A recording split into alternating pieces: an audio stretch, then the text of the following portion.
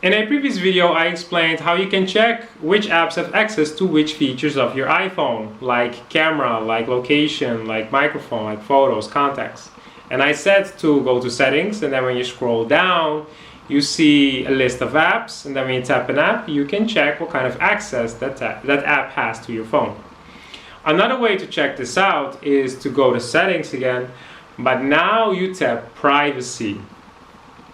And then when you tap privacy, you see camera, you see location, and you see microphone, contacts, photos.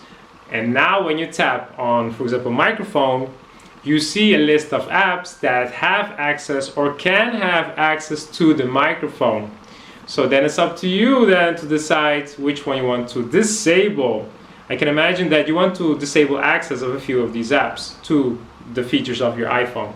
Maybe you're talking about a specific topic while you're using Instagram, and then somehow later you see ads relating to that topic you were talking about earlier. Like, you never know, right?